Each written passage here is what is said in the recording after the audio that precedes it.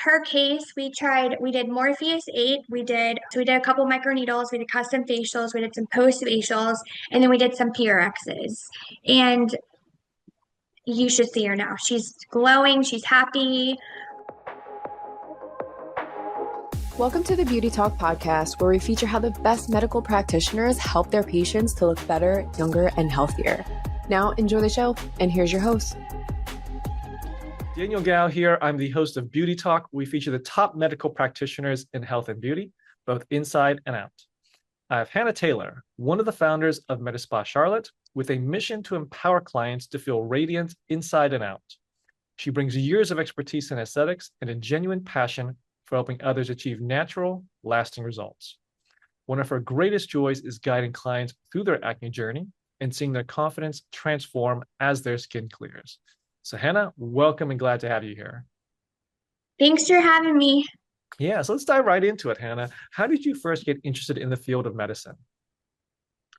So, growing up, my dad raised me and he suffered with psoriasis. And so, as I was a very girly girl and I loved all the lotions and makeup and all the potions, and I used to try to help him because he would get really dry skin and he would itch and it would flake, and I knew it bothered him. So, that's kind of how I started with going into the direction to know my love for skin. And then as I got older, I worked in skincare, and then I decided to then go to aesthetic school and get my aesthetic license. And I would continue to take like continuing education classes. And I just kind of loved learning and loved how I could make a difference. And then I started practicing and saw like my passion with the education, communication, and kind of how I learned instead of protocols, I learned skin.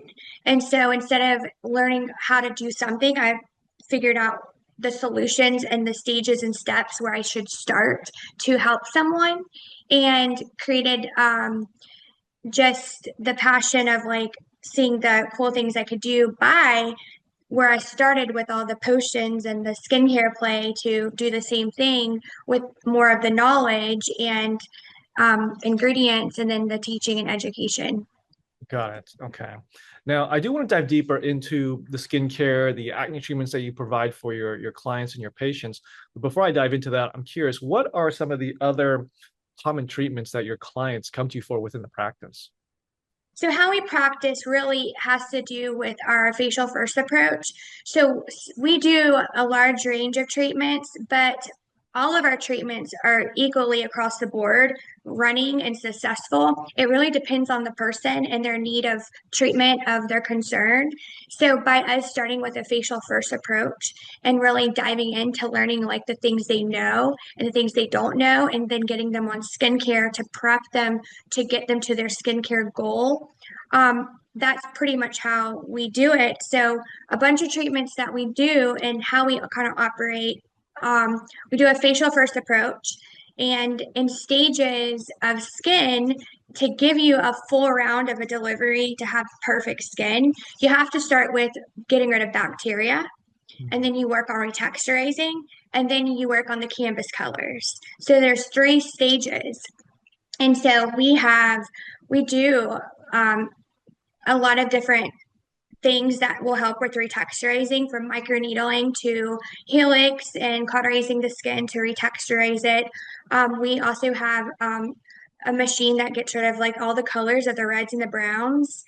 We do things without any machines, and it's kind of like in making homemade cookie dough by pulling out the perfect ingredients. It just depends on the person, and it depends on like how fast they want the results, what their life schedule is and what that looks like. So it's kind of like skin coaching, like life coaching, and placing treatments according to around their life that works with them, but also at the same time as where their skin is to help with the downtime.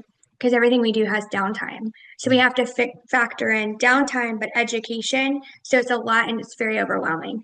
So by us starting with the facial first approach, it really helps them start there, use skincare if they're not using skincare, get comfortable with a day-to-day regimen, and then go to treatment.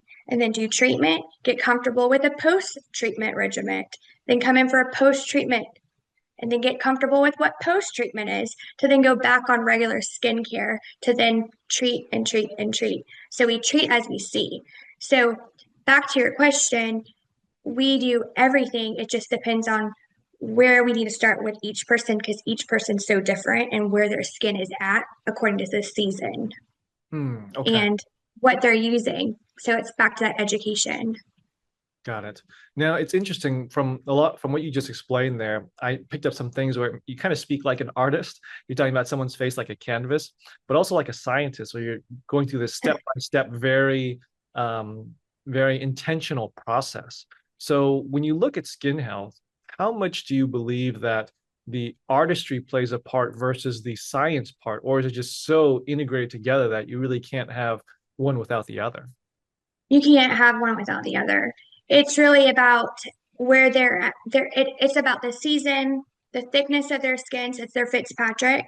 So it's all colors. So each person and the different where their ancestors are from, their color of their skin, that all matters. All those things are factors. What they're using, if they're using more drying agents versus hydration, because their skin gets tight, we gotta loosen it up. So when it comes to science versus art, the artist factor in it, it's more at the end is the art. The beginning is the puzzle pieces that you're piecing together to create that perfect puzzle. And so that is basically creating a treatment plan. But instead of creating a treatment plan, you treat as we see, but we start at stage one and let's figure you out there. Because the skin will talk to us as we go through each treatment to know where we're going on what road and if we're on the right road. And so that's why it's that listening and teaching them and making sure that what we do at the spa, they're also going home and they're doing their homework as well. We're a team. Okay.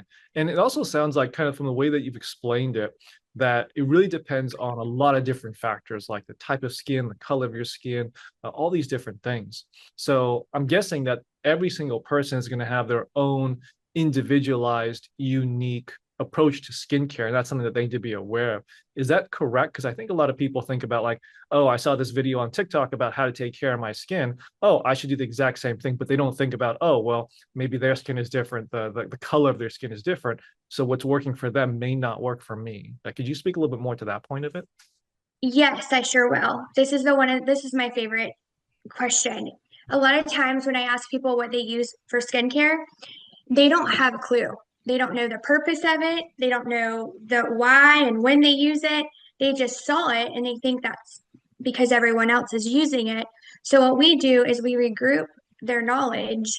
So like vitamin C is an L-ascorbic acid. So people are marketing out there to brighten the skin, but it's not brightening, it's stripping. So when your skin is getting stripped, it brightens for that time and then it goes the opposite where you're getting inflammation because you're losing that hydration factor.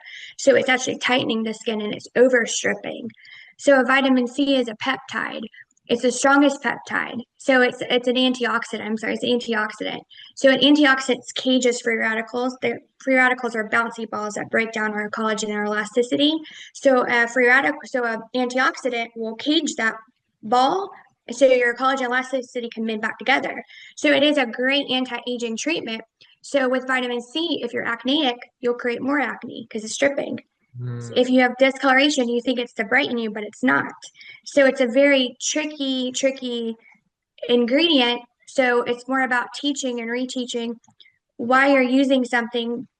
Do you know why you eat this? Do you know what it smells like? Do you know what it's good for your body? So with skincare, like there's the retinols, the tretinols, there's vitamin E, there's so many different things. So it's really getting them back to square one on basics and teaching them more about their ingredients and their basic knowledge that they understand. So they create a tool belt on seasons when they put something away and pull it back out and their purpose and their whys. So vitamin C is something I actually don't sell, and I tell everyone not to use because everyone will get their skin in a pickle. It's a very, and since I love treating acne and it's my go-to, if you have acne, it's going to spread it like poison ivy. Wow, interesting. I would have never thought of skincare that way. So let's say that I want to take care of my skin. I don't know where to start. What would you recommend to people as far as where you need to get started, as far as just the first step so that they don't at least mess up or have the wrong information? But what's step number one that anyone to think about when it comes to skin health and skin care? Start with facial. So the provider can put their hands on your face to know where you're at with your hydration. Get on a hyaluronic acid serum because that's your internal water, because that's going under the skin. And then get a good, depending on what season we're in, the proper lotion. Definitely get on a good SPF with zinc oxide or titanium dioxide to cover your aging rays, burning rays, and cancer rays. That's the best anti-aging thing you can do. Get a proper cleanser that's not stripping your pH. And then get a good exfoliant that is chemical low dose. And what that means is a lot of people use manual exfoliation that creates inflammation, creates fine lines, creates the aging process to increase faster because of the inflammation of the manual exfoliation. So I teach on doing no manual exfoliation, low dose enzymes, low dose like a 2% glycolic to dissolve cellular debris, 1% tea tree oil, 1%, 2% salicylic acid, which is aspirin, to kind of clean out your whiteheads and your blackheads. Use it twice a week, 3 days apart. Use it at nighttime. And I teach tricks and tips. So it helps you versus using higher dose exfoliants, higher dose chemical exfoliants that are too drying when your hydration isn't there. So I get you basically on where your hydration is because our skin is the largest organ. So we wilt just like a plant does. So if we hydrate, we plump back up. So it's about holding that hydration, internal, external. And it's about getting you right there. And once you're right there, you can do anything and your skin can do anything. Okay. Now you mentioned several products and stuff like as far as like chemical low dose and also like the sunscreen having I think the zinc something with the zinc in it. Mm-hmm. What is I guess how can people get started off as far as what products to choose? Like, is there kind of a overall theme that you can recommend to them of like, hey, kind of keep an So eye we for choose. these ones? So we actually handpick for you and we write an AM and PM list on what you do. And then as you come for seasonal changes, we might tweak something according to where we're at. Or and then also if you're doing treatments with us, you're also not just using your day-to-day skincare, you're using post-op skincare, which is a whole nother ballgame. Mhm. And so typically skincare is it's a large investment. You're investing in your skin. So you're going to spend anywhere from $700 to $1,000. So when we do treatments and post-op care, we want you to use skincare that's not going to cost you as much, but you're going to have to put it on a lot. Mhm. So when it comes to your main skincare and purchasing the larger skincare, we like to hand pick it for you to coach you on teaching you why you're using this so you can feel it, see it, experience it. And then you get a good hang. So after you've been with us for 4 seasons, you get a good of like goal of like, okay, I need to rebuy this or I need to do this. And then we're building an online store right now, which is great because that's going to have a test and it's going to be where I created a skincare guide that I wrote that's in Women's Digest. And you can look according to skin concerns, what is great to buy and those concern factors of the skincare that would match to meet those concerns. But as long as I won't let somebody walk in and just buy skincare. I'll say no. Skincare has to do with skin health, and you just can't buy it and get what you want because your skin needs a little help. It's kind of like going and getting your nails done without a manicure. You need to go get a manicure on your face, level out the pH, exfoliate, hydrate, and then start the beautiful skincare regimen. Okay. So within your practice, it sounds like you really give this personalized step by step, like hold your hand, like, hey, let's do the assessment. Let's figure out what you need. Here's everything you need to get.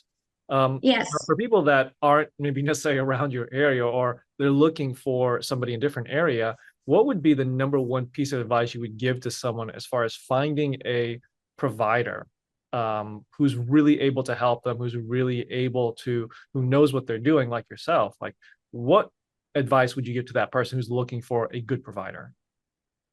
I would say first, just watch how they consult you. watch the questions they ask. Because if you go somewhere and you don't know anything and they don't ask questions, then how are you going to trust them?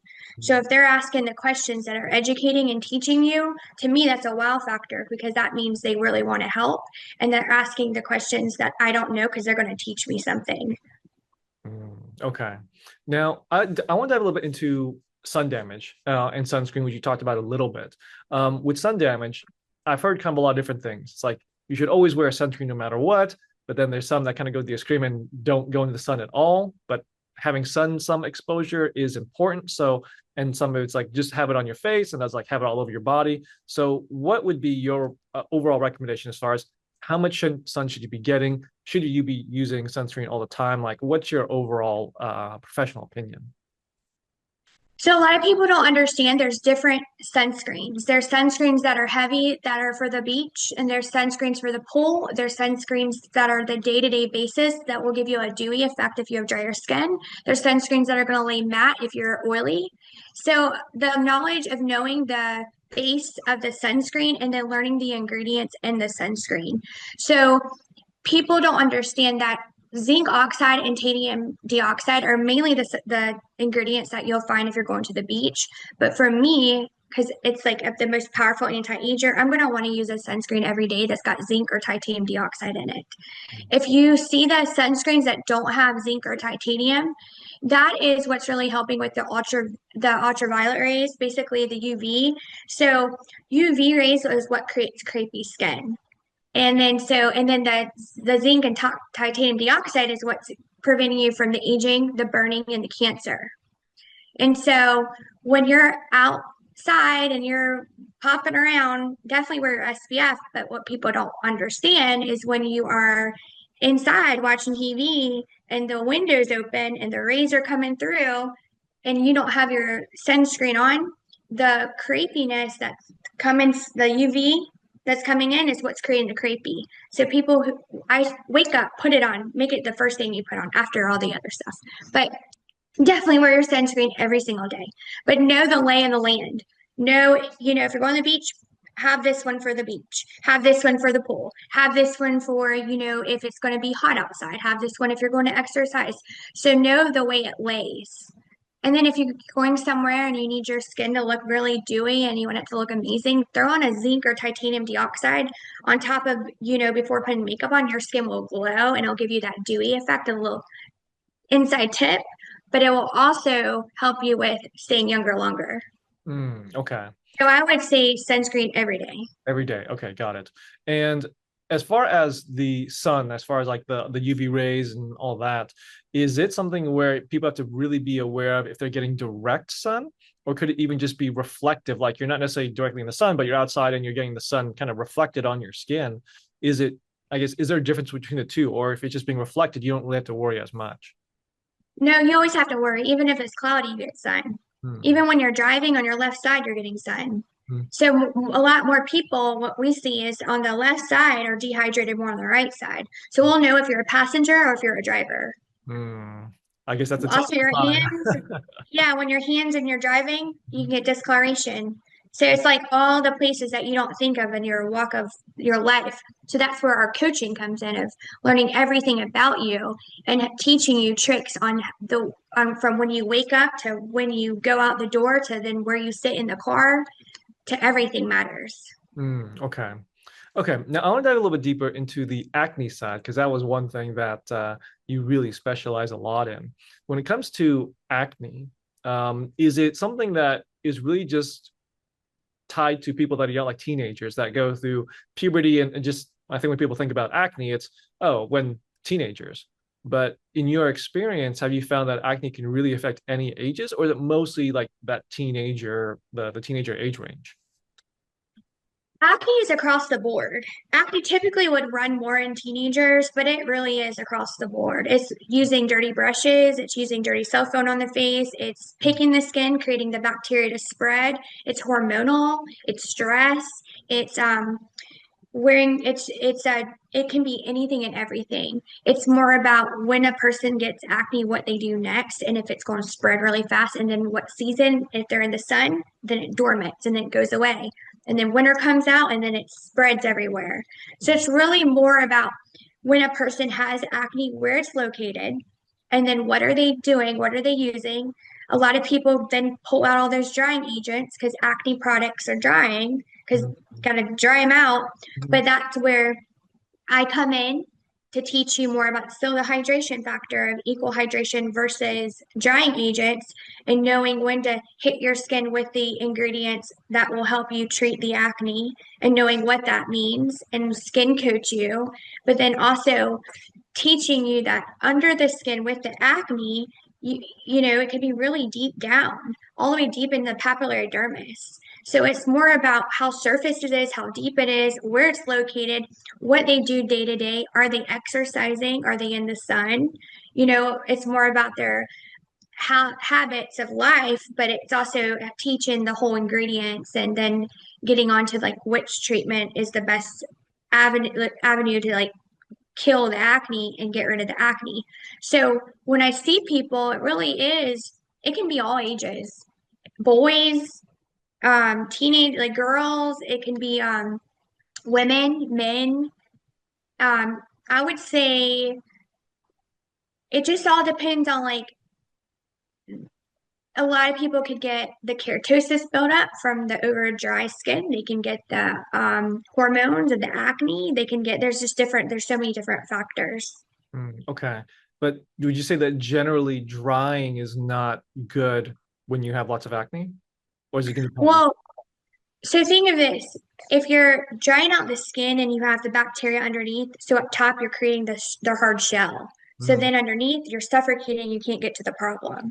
So mm, the top layers are drying out and then they're getting thinned and then they're peeling, but they're very, very tight. So mm, if you soften that skin, you can get in to go under to get the oxygen in to kill the bacteria. mm, And it's just more about oxygen is also drying, but the whole point is keeping the skin soft. So think about you're walking down the road and you fall and you scuff your knee and you get a scab and you don't put anything on it, it hardens. mm, But then think if you put Neosporin on it, it softens and then it removes and then it looks like it never happened when it healed. So mm, with treating acne, when you start with kind of first is when you start treating acne, you got to see where their hydration is to start softening the skin. A lot of people who have acne think if they put things on their face, they're going to break out more mm. and they're scared to do certain things. Yeah. So it's more about the mindset, but reteaching and then rehydrating the skin, softening it, and then starting the treatment because unfortunately, all acne treatments are drying. Anything is drying. But that's why if they take care of it on their own without the knowledge of skin, they're gonna, it's just a sick cycle. It's just like it's like they get rid of it, comes back, gets rid of it, comes back. And our skin has that inflammation factor. So whenever something is the matter with our skin, it creates inflammation. So it uses our internal water to flush the problem around. So then if you have a pimple here, it can, and you pop it and it swells up, it's flushing that bacteria around and dormanting all that bacteria. So then when you're like, oh, I got a pimple over here, how'd that happen? It's because of this over here that you didn't know. So So generally, there's so, yeah. go ahead. So I guess you shouldn't be popping your pimples then. No. Okay. Yeah. But there's ways to correct popping pimples. You know, there's benzoyl peroxide and there's sulfur. So benzoyl peroxide and sulfur are ingredients that you know you can get. It's called BPO cleanser. It's a cleanser that we sell that you can do once a week to pop oxygen in the skin, but it only goes so surface, so it's not going to go deep if you're you know you need to come for treatments.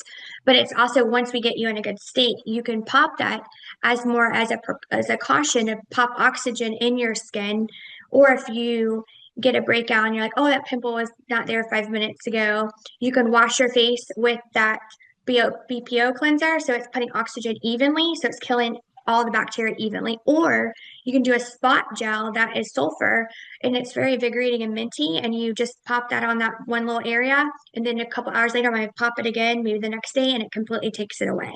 So instead of you rupturing the skin and now creating discoloration because now you've opened your skin and now you got to fix the wound and retexturize.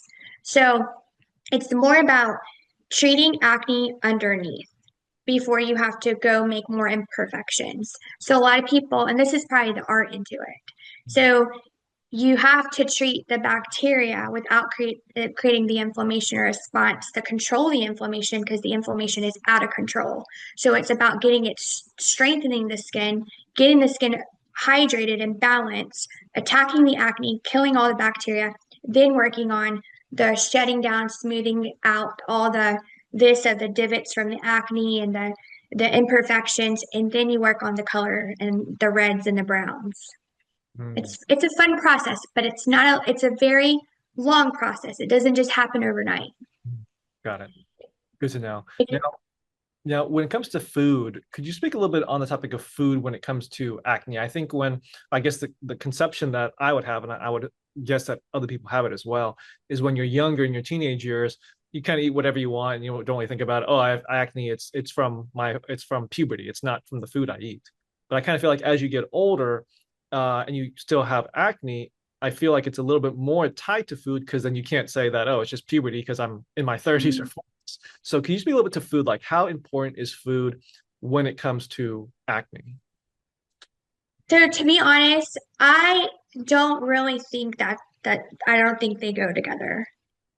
I think that it's really more about what they're doing at home and how they're spreading it and how fast it can get out of control.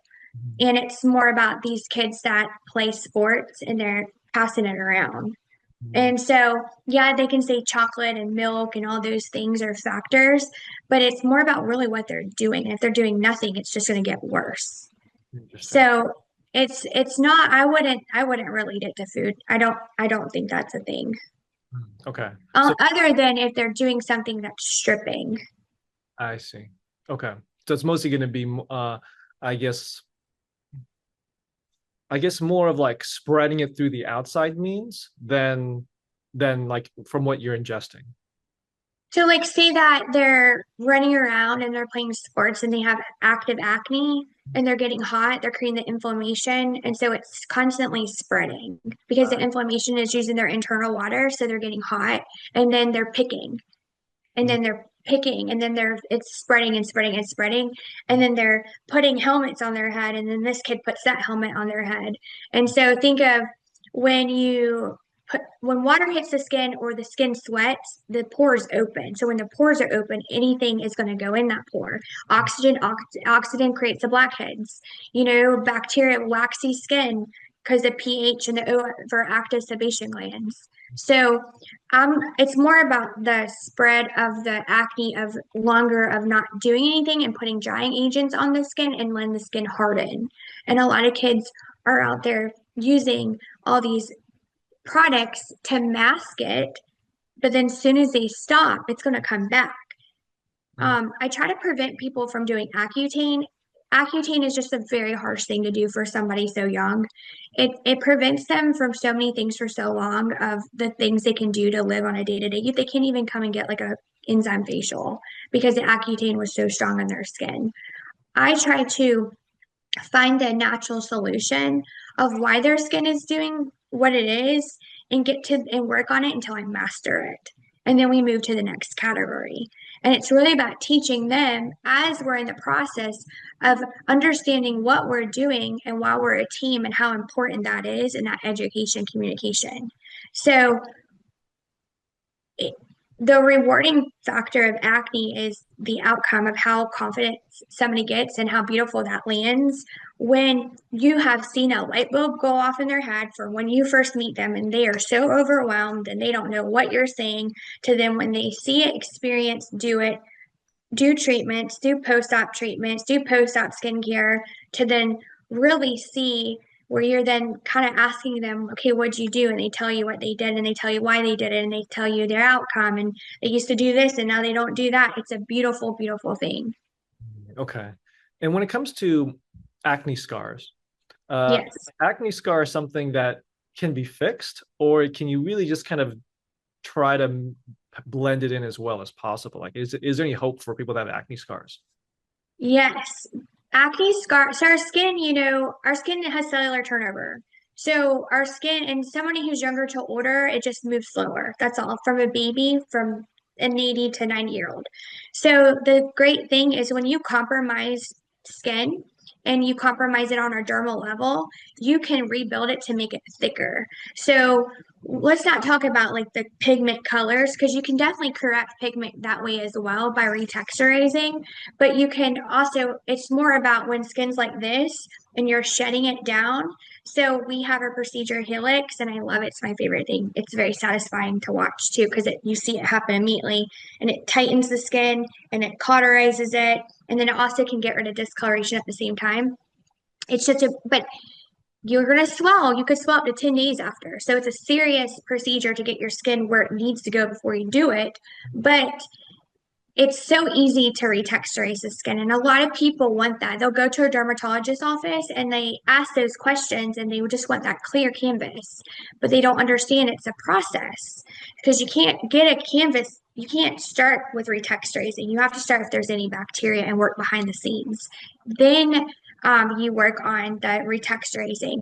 And so with retexturizing, you can do microneedling, and then microneedling kind of the needles to kind of go in to break down the skin to then smooth the skin out.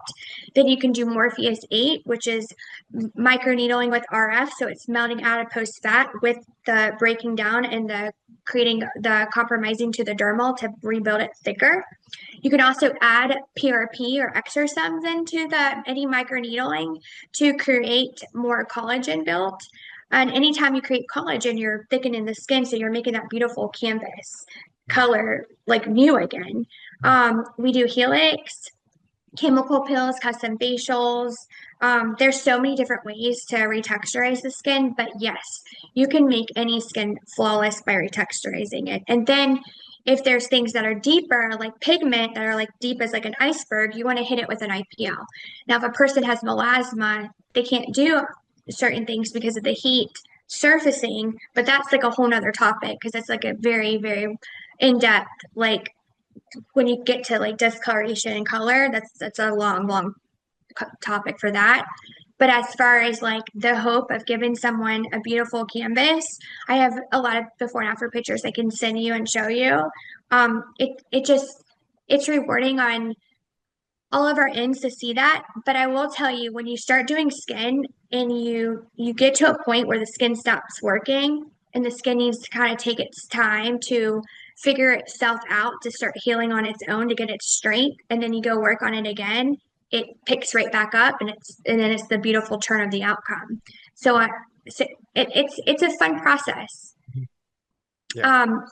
PRX is a treatment that we use. It is made for actually in Europe to treat discoloration, and it's made here for skin tightening. And so what we have figured out that we are utilizing it completely not like it's sold. And what it does, it builds oxygen deep down in your papillary dermis. So it is what I use to kill acne. Okay. Now, there must be, I'm sure that throughout all the years of experience you've had the practice, there must have been some really challenging cases that have come in through your door. Is there maybe one story that comes to mind of someone that's just a really, really tough case, and how you were able to get them just a great outcome in the end? Yes. Okay. So there is a guy, he was 28. When I've worked on acne before, sometimes I can correct it in 3 months, 4 months, 6 months. Everyone's different. With his skin, it took me a year to correct his skin. And it was just on the forehead. And we went through what he washes his clothes with, what's his pillowcase, what's his cologne, what's his shampoo, what's his conditioner, to anything, everything, to getting him on perfect puzzle piece of skincare. To he was such a following from AM to PM, my regiments perfectly, to tweaking here and there, to then that is actually the first time I decided to use PRX on his face. So he was my first person to try the PRX of the oxygen, and then we got rid of it. Wow, that's incredible. After, I mean, it took a while, but at least like it sounded like if he went anywhere else, he would have maybe never figured it out. No, I actually met him on Thanksgiving at a family's party. He was like, "Can you help me with acne?" I was like, "I sure can." And then there is another woman. She's my favorite, just because her confidence, to see her now and to see the things she does that she didn't do before, is beautiful. And I met her at a restaurant. She was our waitress, and it was my friend's 40th birthday party.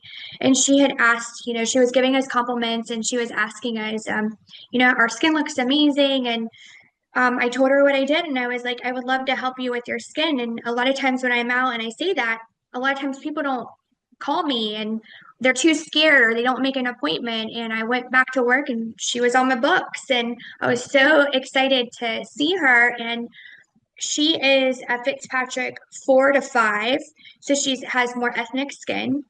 She has severe scars, active acne, and a lot of discoloration. And her skin is flawless. Her skin is not one bump, not one discoloration. It is a beautiful canvas color. And her case, we did Morpheus 8, we did a couple microneedles, we did custom facials, we did some post facials, and then we did some PRXs. And you should see her now. She's glowing, she's happy. She's just a different person, and I think it was a God thing to basically just like be at that restaurant, and she really wanted help and I could help her. So that's my biggest success story. Great, wonderful story. Now, Hannah, I'm curious, when it comes to your practice, Medispa Charlotte, what is your vision for the practice? Well, I have a lot of visions. I'm just kidding. So it's really to get across the board, to be so unique that we care, and that our mission is the communication, education, consultation. And it's really to have people who have real needs, who really want help, to know that we're not here just to take your money. We're here to actually give you solutions and not cover it up, and to create real skin goals that are achievable, and to give you a long lasting life, to have beautiful skin. I think, we're growing our team. We're creating an online store. We're redoing our website right now. It's really just the coaching and teaching people proper etiquettes of skincare, and really how important it is to start with the facial first, and more expand to just skin health. And I would say, I don't know, I just want to keep growing and keep teaching the mission, and while we're here, and our love for skin and our passion, but also find like-minded people. And I think, what's great is Medispa Charlotte's team are just like me. They all come to work. They all treat it like their own. They all have passion. They all get excited. We work together as I can't make decisions. I need everyone to do it with me, because I need input, because I trust everyone so much that we work better as a team. We couldn't work alone. So it's really like, when I make a decision, I always go to Natasha. I'm like, what do you think, Natasha? Do you think this is a great idea? If I'm coming up with a treatment plan, I'll have her come and assess after me. I'll have Dr. Peter assess. I'll have Danielle assess. I want everyone's input, because everything we do, we all kind of factor, we all do our own little. So Dr. Peter does like the Oh Thank You shot and ED, and he does women's like health and hormones, and then me and Natasha do skin. So we do all like the IPLs, the laser hair removal, the Morpheus 8 microneedle helix. We do tighten tone. Danielle, she is the artist. She does neurotoxins, fillers, Sculptra, weight loss. So we all have our area of building confidence. It's more about how to get the education out, and how to make it a one-stop shop, where we're giving you don't need to go anywhere else. We got you right here. But it's also, we got you until we got you, and then you need to spread your wings, because we build the confidence, where we don't want you to have to, hang on to not being confident. So it's really about teaching, and teaching you how you can do these things at home. And then once you do treatments, people are like, well, how long do they last? They last forever, because you now have the knowledge of knowing how to handle your skin by skincare. So that's really what I have to say, is spreading the education and spreading the knowledge, and why we're so different, and staying true to who we are, about like loving skin, and why we're in it, and we're in it for the passion. Well, it's a wonderful vision that you have there, Hannah. Now, Thank you. I have one last question for you, but before I ask it, I do want to point people to your website at medispacharlotte.com. Now, my last question for you, Hannah, is what does beauty mean to you? Beauty means a lot to me. Well, beauty is, I'll cry because to me, it's inside out. Beauty is more than superficial things, which we do a lot of things that could be superficial, but it's really about taking a person and showing them how beautiful they are. And you can be beautiful by any way. And so beauty to me is very sacred. And I think that's why education is so important because I want people to know how easy and attainable it is to do things to change, to build confidence. And you can do it. You can do it. You just need the right advice.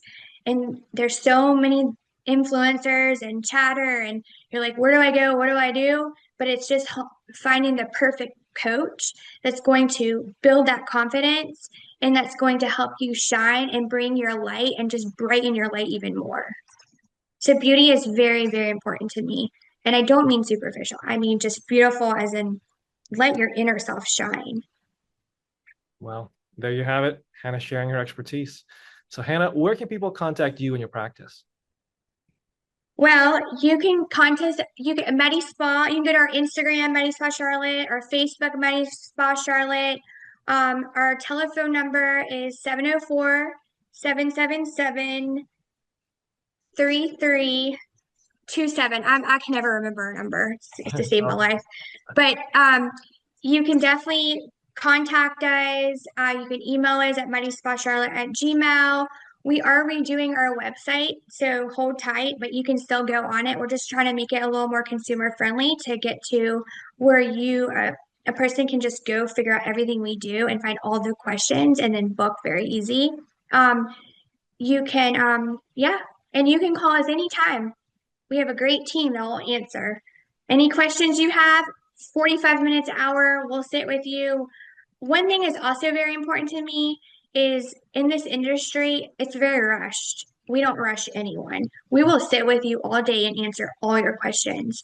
So that is, as I started in this career and I started working in aesthetics and going and working at places, that was like the one thing I couldn't stand because that is their time and it's their time to really let something so sacred and give you their trust, and you're building trust. So you need to earn the trust. So we don't treat you as a number. We take our time with you. Awesome. Well, Hannah, this was wonderful, really wonderful. And great that you were able to share all this knowledge, share all this information, really help people with their skincare. So thank you for coming on the show and thank you for sharing. Thank you for having me. I really enjoyed it. Thanks for listening to the Beauty Talk podcast. Any questions, please contact the practice directly with the contact information provided during the show. We'll see you again next time. Bye for now.